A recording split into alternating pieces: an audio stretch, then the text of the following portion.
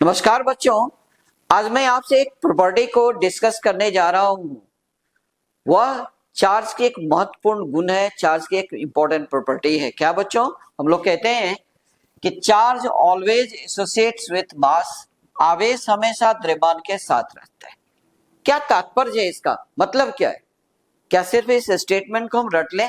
जी नहीं, आप इसे समझिए कि इसका क्या तात्पर्य है। इसके कहने का यह अर्थ हुआ बच्चों, हम लोग ये कहते हैं कि आवेश हमेशा द्रव्यमान के साथ रहता है। इसका तात्पर्य यह है कि वह पार्टिकल जिसका रेस्ट मास 0 होता है उसे चार्ज बिल्कुल हो ही नहीं सकता है। जैसे फोटन का रेस्ट मास 0 होता है, इसलिए फोटन को कोई चार्ज नहीं होता है। गामा रेस या गामा पार्टिकल का रेस्ट मास 0 होता है, इसलिए उसे चार्ज बिल्कुल नहीं होता है। अब दूसरा पक्ष है कि वह पार्टिकल जिसका के रेस्ट मास 0 नहीं होता है उसे चार्ज हो सकता है और नहीं हो सकता है। क्यों?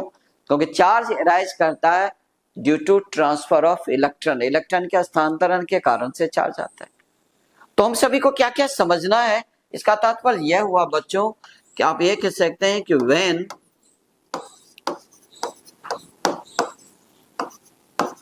रेस्ट मास इक्वल 0 देन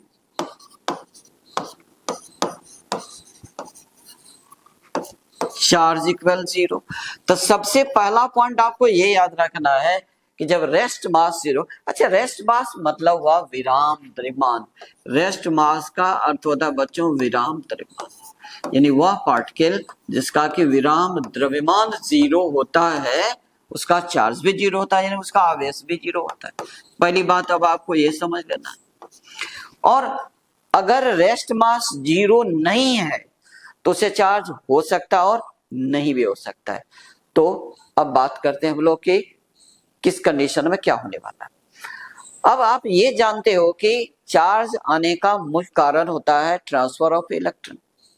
तो किसी बॉडी को जब चार्ज मिल रहा है इसका मतलब इलेक्ट्रॉन का ट्रांसफर होता है।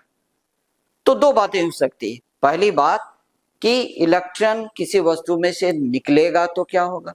अच्छा, इलेक्ट्रॉन जब निकलेगा तो उस बॉडी को पॉजिटिव चार्ज मिलता है, और इलेक्ट्रॉन जब निकलेगा तो कुछ ना कुछ मास लेकर के निकलता है। हुआ इसका मतलब ये हुआ कि जब एक बॉडी पॉजिटिवली चार्ज हो जाता है, यानी पॉजिटिवली चार्ज होगा व्हेन पॉजिटिव चार्ज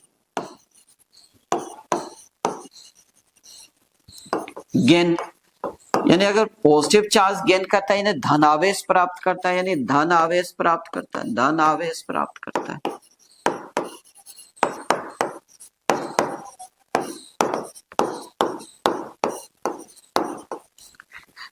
तब बच्चों मास जो होगा, मास स्लाइटली डिक्रीज करेगा, यानी थोड़ा घटेगा घटेगा घटेगा। तो पॉजिटिव चार्ज होगा तो मास थोड़ा सा घट जाएगा। अब इसका उल्टा आप आइए, अगर आप ये कहते हैं कि व्हेन निगेटिव चार्ज गेन, अगर निगेटिव चार्ज गेन करता है यानी ऋण आवेश प्राप्त करता है, ऋण आवेश प्राप्त करता है, ऋण आवेश प्राप्त करता है,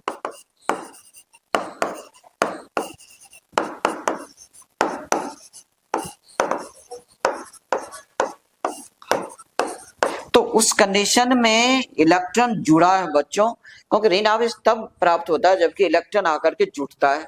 अब इलेक्ट्रॉन को तो मास है, यानी कुछ न कुछ द्रव्यमान लेकर के जुटा है, तो उस कंडीशन में आप ये याद रखेंगे तब ये जो मास होगा, मास ये स्लाइटली इंक्रीज करेगा, ये थोड़ा बढ़ जाएगा।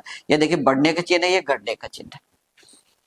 अब यहां से तीन इंपॉर्टेंट ऑब्जेक्टिव बनते हैं। अब आप देखिए वो क्या का ऑब्जेक्टिव, मैं आपके सामने ऑब्जेक्टिव लाता हूं। ये देखिए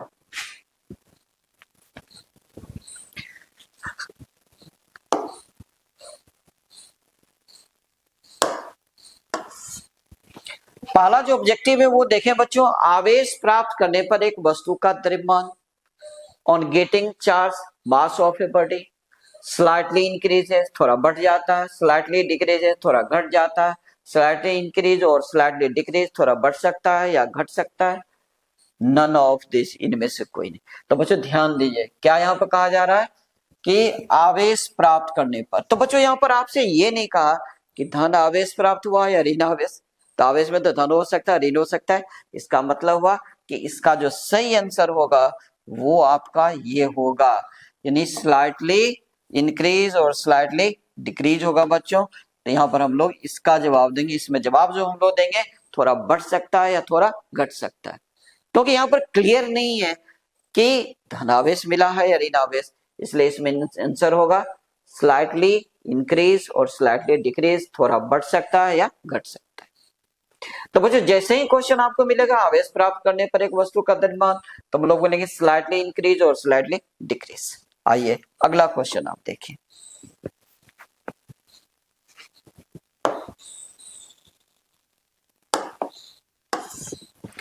अब इसमें देखिए कह रहा है कि धन आवेश प्राप्त करने पर, तो बच्चों जैसे ही धन आवेश मिलेगा तो जाहिर है कि इलेक्ट्रॉन निकला है तभी तो धन आवेश आया है, इसका मतलब हुआ स्लाइटली डिक्रीज यानी थोड़ा घट जाएगा।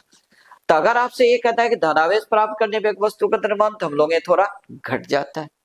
क्लियर। अब आइए अगला क्वेश्चन आप देखिए।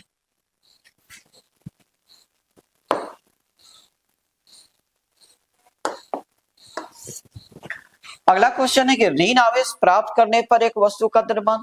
तो बच्चों ऋण आवेश प्राप्त करने का मतलब हुआ कि इलेक्ट्रॉन आकर के उसके साथ जुड़ा है। अब इलेक्ट्रॉन आया है तो थोड़ा मास लेकर के आएगा, तो यहाँ पर आंसर होगा स्लाइटली इंक्रीजेस, थोड़ा बढ़ जाता है। तो बच्चों ये तीन महत्वपूर्ण क्वेश्चंस आवेश की महत्वपूर्ण प्रॉपर्टी के साथ कि आवेश हमेशा द्रव्यमान के साथ रहता है। तो धन्यवाद बच्चों, आगे आप देखते रहें। मैं फिर कल आपके साथ जुड़ूंगा कुछ नए कॉन्सेप्ट्स के साथ। Thank you.